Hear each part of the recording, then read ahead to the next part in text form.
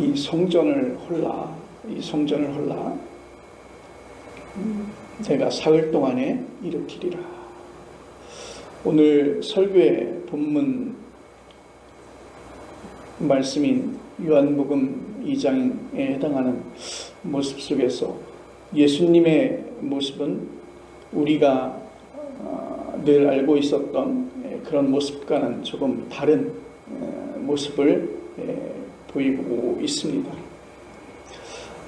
예수님의 모습은 어떤 모습이었을까요? 늘 사랑의 모습이었고 온화한 모습이었고 품어주는 그런 따뜻한 분이었음을 우리는 기억하고 있습니다. 그런데 오늘 본문 속에 기록되어져 있는 그 전에 있는 말씀, 요한복음 2장 12절 말씀부터 이어지는 말씀을 쭉 보면 평상시 예수님의 성전과는 좀 더 다른 모습의 예수님의 모습을 보이고 있습니다. 예수님께서 6월절에 예루살렘 성전에 들어가셨다고 합니다.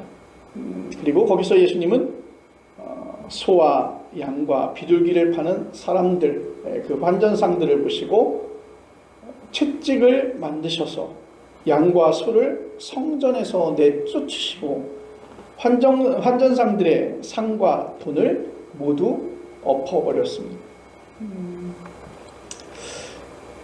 이 말씀을 이렇게 쭉 보면서 느끼는 게, 상을 엎는다는 게 우리의 상상 속에서 보는 상을 엎었다라고 하는 것은 굉장한 분노를 가지고 있었다. 그리고 그 분노의 표출을 굉장히 바람직하지 않게 폭력적으로 행사했다, 이런 느낌을 좀 받는 것 같아요. 그런데 오늘 성경은 그렇게 말하고 있습니다. 성전에서 양과 소를 채찍질로 내쫓으시고 환전상들이 환전하는 데 필요한 상과 그들의 모든 돈 괴들을 모두 엎으셨다는 거예요. 그리고 예수님은 이렇게 말씀하셨습니다. 요한복음 2장 16절의 말씀입니다. 이것을 여기서 가져가라. 내 아버지의 집으로 장사하는 집을 만들지 말라. 장사하는 집으로 만들지 말라. 실제로 거기에 환전상들은 좀 예수님의 이 말씀에 좀 불편하거나 아니면 예수님의 말씀이 좀 왜곡됐다, 그렇게 생각하겠죠. 성전에 찾아오는 사람들이 미리 하나님 앞에 드릴 예물을 준비하지 못한 사람들의 편의를 위해서 환전을 해줬고, 그리고 그들이 번제물로 드려야 되는 그 동물들을 미리 준비해서 예비한 것인데, 예수님이 그 성전에 들어가셨을 때 그러한 모습들이, 하나님 앞에 예배드리는 모습들이, 하나님 앞에 예배하는 장소가 좀 거룩하고 성결하고 그래야 되는데, 사실은 예수님께서 보셨던 장면은 아마도 그런 모습이었을 것 같아요. 그들이 하나님 앞에 예배 드리기 위해서 모임을 가지고, 그리고 하나님 앞에 예배를 드리기 위해 성전에 와서 예배를 준비하는 모습보다는 오히려 그런 환전하는 모습이라든지 아니면 그런 장사치들의 모습들이 더욱더 강하게 그 성전 안에 벌어지고 있었다는 것이죠. 그런데 예수님의 모습은 이렇게 좀 폭력이라고 할 것까지는 없어도 굉장한 분노를 표출한 것 같은 말씀이 기록되어집니다. 그리고 이런 소란을 피운 예수님의 모습은 우리가 상상할 수 있는 그 도심 속에서 미관을 해친다고 해서 그 좌판을 깔고 노점상을 하시는 분들을 단속하기 위한 단속판의 모습들을 갖다 한번 살펴보는 것처럼 그런 폭력적인 모습들이 오늘 성경에서 기록되어지고 있습니다. 요한복음 2장 18절에 보니까 이런 소란을 지켜본 유대인들의 반응입니다. 내가 이런 일을 행하니 무슨 표적을 우리에게 보이겠느냐. 그러니까 그런 말씀이죠. 너가 이렇게 한 행동에 대해서는 분명한 근거가 있지 않겠느냐. 그 표적을 우리에게 보이라. 그렇게 말하고 있는 것입니다. 누가 그 일을 내게 맡겼느냐, 아니면 내가 그 일을 할 만큼 어떤 표적을 가지고 있느냐, 그 증거를 보이라는 것이죠. 공간복음서도 비슷한 것을 전하고 있습니다. 마가복음에 따르면 예수님이 성전에서 소란을 피운 다음에 대제사장들과 서기관들과 장로들이 마가복음 11장 28절에 이렇게 말하고 있습니다. 무슨 권위로 이런 일을 하느냐? 누가 이런 일을 할 권위를 주었느냐? 그렇게 묻습니다. 요한복음의 유대인들이나 마가복음의 대제사장들이나 모두 예수님에게 자신의 행위에 대한 증거를 대라고 요구했다는 점에서 매우 흡사합니다. 그러니까 무슨 자격으로, 무슨 권한으로 내가 이 일을 행하느냐 하는 것입니다. 우리가 표면적으로 살펴보면 예수님께서 그렇게 할 만한 자격이 그들의 눈에 보이지 않는 것이죠. 그래서 그들은 말합니다. 예수님 앞에 확실한 증거, 내게 이 일을 감당하게 하였던 그 확실한 증거를, 즉 표적을 우리들에게 보이라고 하는 것입니다. 여러분, 그들이 생각하는 그 표적 증거는 무엇입니까? 우리가 상상할 수 없는 기적적인 사건을 이야기하고 있는 것입니다. 유대인들은 하나님의 구원 사건을 이런 표적이나 즉 기적적인 것으로 생각을 했습니다. 후손을 하늘의 별처럼 많게 하겠다는 하나님의 약속을 받은 그 아브라함은 그것을 어떻게 믿을 수 있는지 증거를 달라고 하나님께 창세기 15장에 요구하고 있지 않습니까? 번제물의 고기 사이로 횃불이 지나가는 표적이 일어났습니다. 호렙산에 불타는 가시떨기 나무에서 하나님의 명령을 받은 모세도 하나님 앞에 확실한 증거, 당신이 나를 보내셨다는 확실한 증거를 주십시오. 그 증거를 구했습니다. 지팡이가 뱀이 되었다가 다시 지팡이로 변하며 손에 나병이 생겼다가 낫는 표적이 일어납니다. 출애굽의 홍해 사건을 비롯해서 광야에서의 만나와 메추라기, 반석에서 솟구치는 물 등 고대 이스라엘의 역사는 표적의 반복이었습니다. 어떻게 보면 이스라엘의 역사는 하나님의 이러한 표적의 역사의 어떠한 흐름이었고 그러한 모습들이 늘 그들 삶 가운데, 그들의 역사 가운데 늘 있었다는 것이죠. 사사시대와 왕정시대에도 이런 표적은 그치지 않았습니다.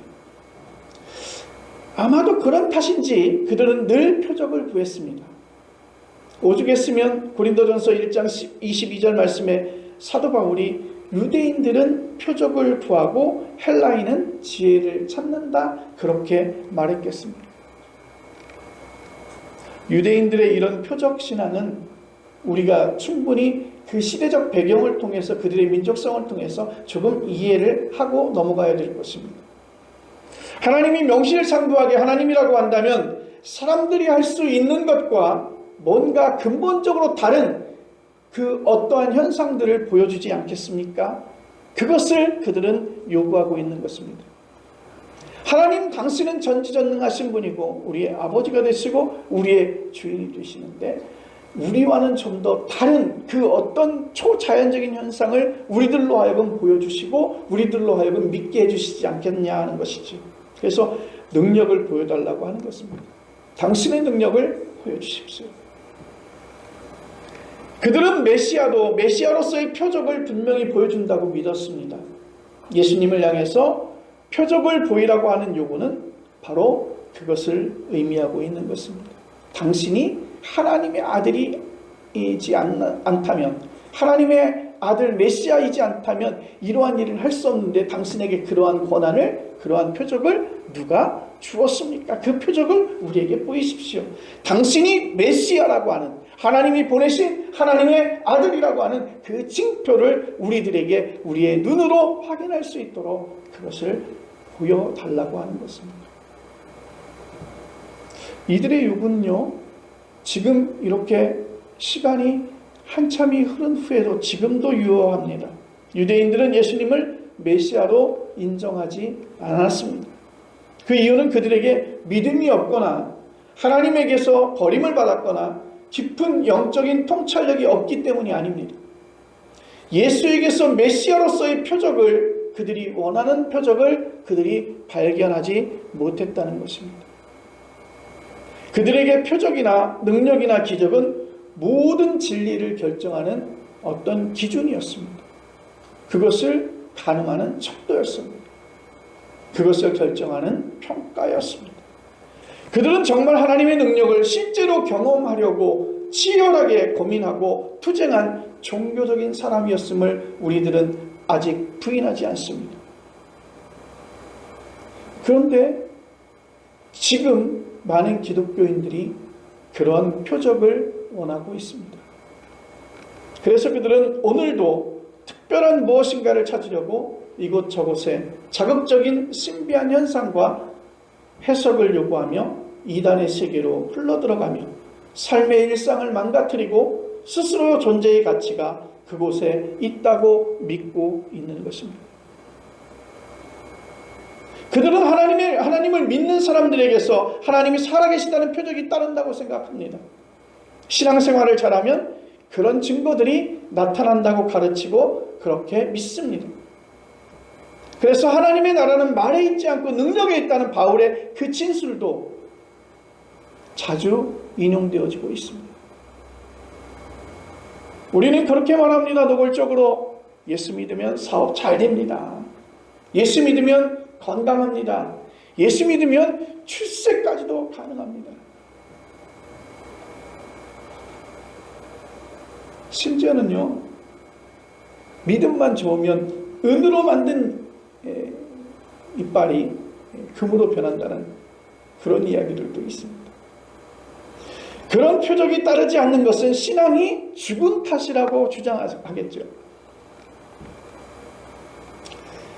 몇 년 전부터 치유 대중 집회가 열리는 것을 보았습니다. 손기철 장로님이 하시는 것인데 한 모임에 수천 명의 사람들이 모인다고 하죠. 그 자리에서 그 손기철 장로라고 하는 분은 병명을 정확하게 집어내고 많은 이들의 난치병이 치료되었다는 소문이 자자합니다. 심지어 그 집회의 능력이 핸드폰을 통해서 다른 곳에까지 전달되어진다고 합니다. 저는 오늘 이 자리에서 이런 일반적인 종교 현상에 대해서 뭐라고 말씀드리진 않겠습니다.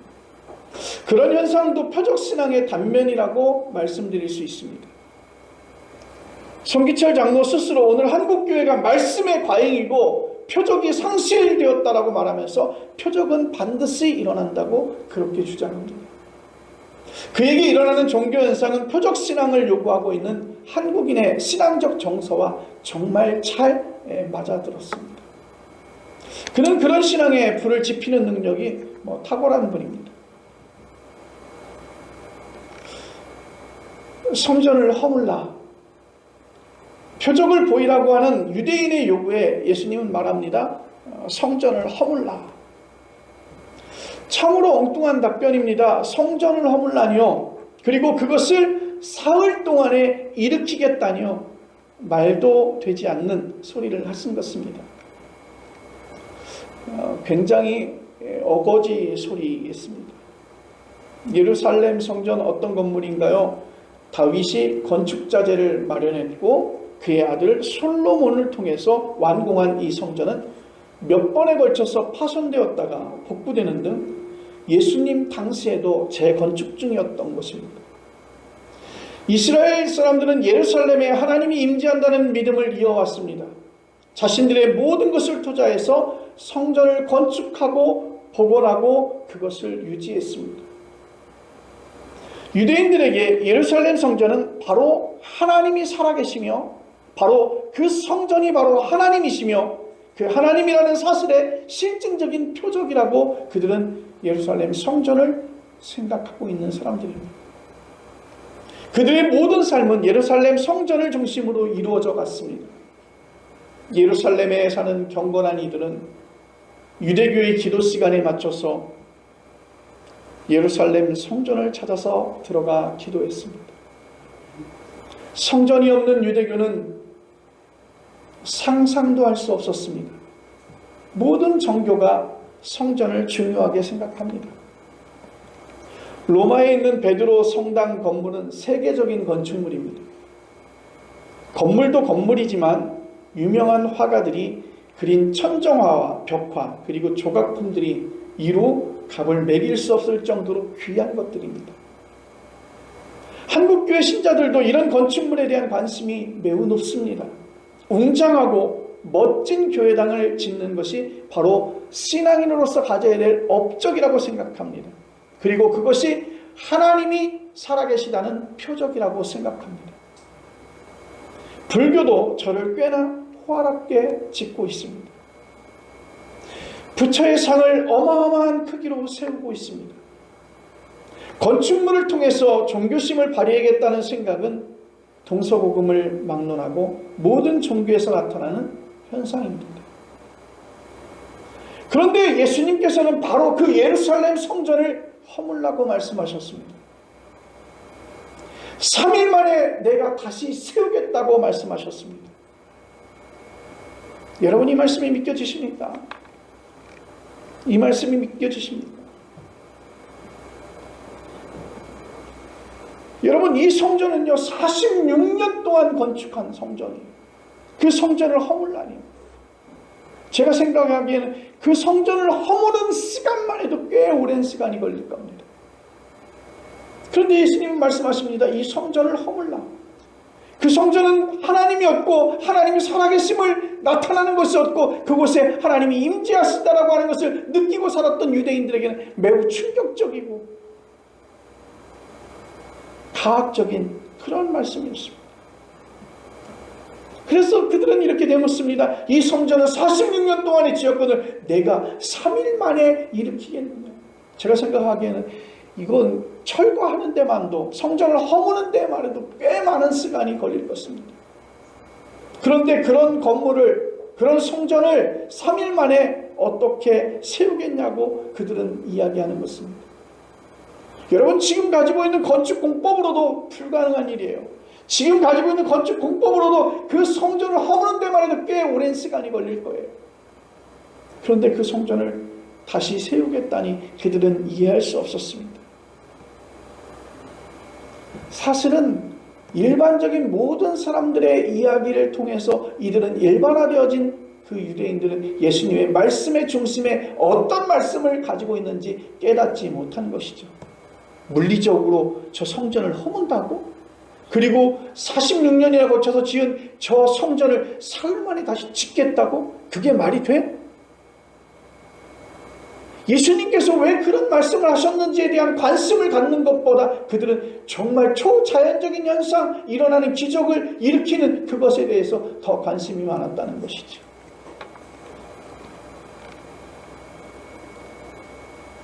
예수님 예루살렘 성전을 3일 만에 지을 수 있었을까요?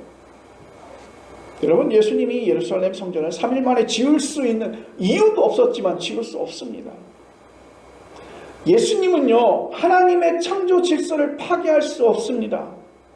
창조 질서의 파괴를 표적이라고 한다면 그건 신앙이라기보다는 마술이라고 해야 되는 것이 더 옳을 것입니다. 그것은 눈속임에 불과하죠. 여러분, 요즘에 아주 정말 마술수예요. 보면 정말 놀랍습니다. 예전처럼 이렇게 간단한 마술이 아니고 정말 웅장하고요. 건물이 없어지기도 하고요. 정말 마술의 세계에 얼마나 이렇게 많이 펼쳐가는지 모르겠어요. 그런데 그 마술은요 실제로 일어나는 사건이 아니라 사람의 눈을 속이는 일이잖아요. 사람의 눈을 속이는 일이에요. 마술사들은 건물도 없애기도 하고 새로 짓기도 합니다. 예수님은 그렇게 할 생각도 없었고 그렇게 할 필요도 없었으며 그렇게 해서도 안 되었다는 것이죠. 말이 통하지 않는 이들의 질문에 예수님은 답변을 피하고 계십니다. 다른 경우에는 예수님은 표적을 구하는 유대인들의 요구를 피하신 적이 많아요. 요한복음 4장 48절에서 예수님은 아들의 병을 고쳐달라는 관리의 요청을 들으셨어요. 너희는 표적과 기사를 보지 못하면 도무지 믿지 아니하리라, 그렇게 대답하셨어요. 마태복음 12장 39절에서는 표적을 보여달라고 하는 서기관과 바리새인들을 향해서 이렇게 말씀하십니다. 악하고 음란한 세대가 표적을 구하나 선지자 요나의 표적밖에는 보일 표적이 없느니라. 여러분, 요나의 표적은 예수님의 십자가의 죽음과 부활을 상징해주고 있습니다. 물론 예수님이 공생애 중에 많은 표적을 행하신 것 사실입니다. 사람들의 병을 고치시고 초자연적인 사건도 예수님은 일으키셨어요. 표적에 관한 예수님의 태도는 이중적인 것으로 보일 수 있습니다. 한편으로는 표적을 행하셨지만 다른 한편으로는 표적을 거절하셨습니다. 여러분은 어떻게 생각하십니까?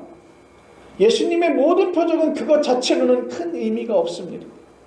복음서를 기록한 사람들은 표적의 방식으로만 예수님의 정체성을 전할 수밖에 없었다는 것입니다. 그 모든 표적은 하나의 사실을 말하기 위한 방편입니다. 여러분 잘 들으십시오. 성전을 허물라. 내가 다시 일으키리라는 오늘의 본문의 말씀도 그 하나의 사실을 가리키고 있습니다.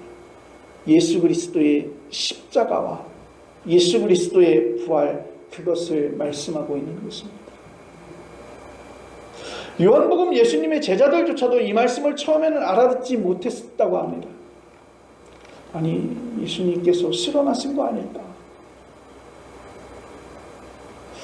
여러분, 예수님의 제자들이라고 특별하겠습니까? 예수님 곁에서 예수님을 따라다니면서 예수님을 보았지만 그들은 유대인의 사고방식대로 유대인 사람으로서 지금까지 살아왔던 사람들인데 예수님의 이 말씀을 듣고 나서 그들도 알아듣지 못했죠. 예수님이 죽은 자로부터 살아나신 후에야 제자들은 그 말씀을 믿었다고 합니다. 아마도 무릎을 쳤겠죠. 그래, 예수님께서 그때 말씀하셨던 성전을 허물라고 하시는 말씀이, 그리고 사흘 만에 다시 세우겠다고 하시는 말씀이 바로 이 말씀이구나. 예수님이 거룩한 하나님의 성전이었고 그 예수님께서 다시 부활하셨다라고 하는 사실을 그들은 생각하면서 예수님의 이 말씀을 그때야 눈물을 흘리며 믿었다는 것이죠. 여러분, 부활 이전까지는 예수님의 모든 가르침과 행위는 비밀이었습니다. 예수님이 그 어떤 새로운 말씀을 가르쳐도 악한 영을 쫓아내고 죄를 용서했어도 예수님이 누구인지 아무도 몰랐습니다.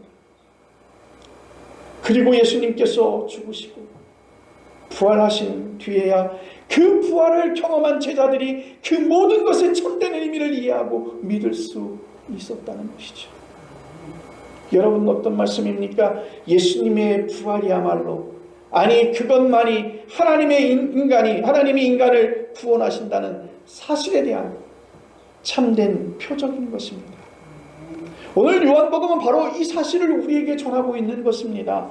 예루살렘 성전을 허물라 3일 만에 다시 일으키겠다고 하는 말씀은 바로 예수님에게서 일어난 하나님의 구원 사건을 우리에게 가르쳐주고 있는 것입니다. 앞서 언급한 요나의 표적도 역시 예수님의 죽음과 부활만이 유일하고 참된 표적이라고 하는 의미였다는 것이지. 그 부활로 인해서 예수님은 온 인류의 구원자 그리스도가 되시고 메시아가 되신 줄로 믿습니다. 오늘 이 신약성서는 이 사실 하나에 집중하고 있습니다. 그리고 그 외에 일어나는 모든 것들은 부수적인 일들이에요. 예수님의 부활, 그 부활체인 예수님의 운명, 그를 통해서 일어난 사건 이외의 것들은 모두 참된 표적이 아니라는 것이죠. 이는 곧 우리 인간에게서 나오는 표적은 없다는 뜻입니다. 우리가 생산해내는 것들은 구원의 표적이 아닙니다. 당연한 이야기입니다. 우리는 부활의 생명 안으로 아직 들어가지 못했기 때문입니다. 그뿐 아니라 죄를 용서받고 의롭다 하고 인정받았지만 여전히 죄의 지배 가운데서 우리는 살고 있다는 것이죠. 끊임없이 용서를 받고 의롭다고 인정을 받아야 할 존재들에게서 무슨 구원의 표적이 가능하겠습니까? 우리가 행하는 것들이 어떤 열매를 맺는지 여러분 살펴보십시오. 우리에게서 선한 열매가 맺을까요? 저는 그렇지 않다고 봅니다. 아마도 그것은 나를 위해 내 이름을 내기 위한 업적이지 않을까요? 사람들은 그것을 그렇게 생각하죠. 표적으로 생각합니다. 남을 섬기고 봉사하는 바로 그 순간에도 우리는 생각합니다. 나는 이렇게 좀 괜찮은 사람이야. 그리고 많은 사람들로 하여금 그런 괜찮은 사람이라고 하는 그런 인정을 받는데 그 반응에 굉장히 민감할 수밖에 없습니다. 더 근본적으로 우리가 행하는 이런 섬김과 봉사가 어떤 결과를 빚을지 전혀 예측하지 못한다는 것입니다. 여러분 잘 생각해야 됩니다. 제가 드리는 말씀은 이 말씀에 대한 근본적인 뜻을 말씀드리는 거예요. 우리의 행위가 아무런 의미가 없으니 교회만 잘 다니면 된다는 말씀으로 드리는 게 아닙니다. 우리가 여전히 유대인들과 같은 표적신앙에 머물러 있다는 말씀을 드리는 중입니다. 우리도 지금도 그러한 기적을 보여달라고, 그러한 증거를 보여달라고, 우리는 그러한 유대인의 그 신앙에 그대로 답습하고 있는 그 상태에 우리도 놓여 있다는 것입니다. 끊임없이 예루살렘 성전을 건축하고 바리새인들과 같은 율법에 빠져 있고, 더 나아가서 종교적 이기심이나 주술신앙에 사로잡힐 위험성이 우리에게는 충분히 있다는 말씀입니다. 그런 표적들은 우리의 영혼을 왜곡의 방식으로 자극시킵니다. 조금 더 자극적이고, 조금 더 매혹적이고, 조금 더 매력적인 그러한 자극들을 우리에게 계속해서 요구하는 것이죠. 그래서 하나님이 살아있는 것 같은, 그리고 그 하나님이 나와 함께하고 있다는 것 같은 그런 확신을 갖게 하는 것이죠. 이런 표적으로만 말한다면 여러분 박태산의 전도관이나 문선명의 통일교나 이만희의 신천지가 우리 정통 기독교보다 훨씬 더 역동적일 것입니다. 여러분 그들이 하는 집회를 보십시오. 그들이 하는 행위들을 보십시오. 얼마나 적극적이고 얼마나 사회봉사적입니까? 표적신앙을 쉽게 버릴 수는 없을 것입니다. 이 세상이 우리를 향해서 표적을 보이라고 오늘도 계속해서 우리 주변에서 요구하기 때문입니다. 그뿐이 아니라 우리 스스로의 요구이기도 합니다. 우리가 확인할 수 있는 그런 표적이 없으면 우리의 삶을, 신앙생활을 견뎌내지 못합니다. 우리의 삶과 신앙생활에서 얼마나 많은 표적을 구하고 성취하려고 애를 쓰는지 더 이상 여러분 어떤 설명이 필요하겠습니까? 표적신앙의 잘못을 확인하는 것으로 우리의 삶과 신앙에 있는 모든 문제가 간단히 해결되지는 않습니다. 표적신앙이 답이 아니라는 것을 알겠는데, 그렇다면 무엇이 실제적인 대답인가 하는 질문이 남아 있습니다. 그 대답을 여러분이 이미 찾았을 것입니다. 구원의 유일한 표적은 예수님의 부활에 온전히 집중하는 것이다. 다시 한번 말씀드립니다. 구원의 유일한 표적인 예수님의 부활에 온전히 집중하시길 바랍니다. 여러분 너무 일상적인 답변인가요? 너무 뻔한 답변인가요? 우리 일상을 담아내기에, 우리 신앙을 담아내기에, 우리 신앙을 고백하기에 너무 그 대답이 너무 가벼운가요? 그리고 너무 진부한가요? 그 현실적인 대답이 아니라고, 뭔가 조금 부족하다고 생각하십니까? 예수님에게 일어난 부활은 우주의 역사에서 유일적인 하나님의 구원 사건이었음을 여러분 기억하시길 바랍니다. 정말로 열린 생명의 생생한 신비였음을 여러분 기억하시길 바랍니다. 그것만이 참된 리얼리티, 바로 현실입니다. 이 부활은 생명의 주도권이 하나님에게 있다는 사실에 대한 하나님의 자기 계시 사건인 것을 여러분 기억하시길 바랍니다. 우리는 거기서 우리의 노력이 아니라 하나님의 주도적인 구원 행위로 구원받았다는 사실을 여러분 믿으십니까? 지금 우리가 올라가 인탄 어떤 배의 난파선처럼 이 세상살이의 파도와 싸우고 있지만 이미 구명선이 가까이 다가왔다는 사실을 믿는 여러분과 저는 생명을 얻을 것에 대해서 더 이상 걱정하거나 의심하지 않아도 될 것입니다. 여러분 자신의 운명 그리고 세상의 운명을 뚫고 나가기 위해 열심히 투쟁하시되 이미 부활 생명으로 구원받았다는 그 사실을 절대 잊지 마시길 바랍니다. 그 구원이 하나님에게서 왔으며 결정적인 순간이 온다는 사실에 여러분의 영혼을 집중시키십시오. 예수님의 부활만이 구원의 유일한 표적인 것을 기억하시길 바랍니다. 기도하겠습니다.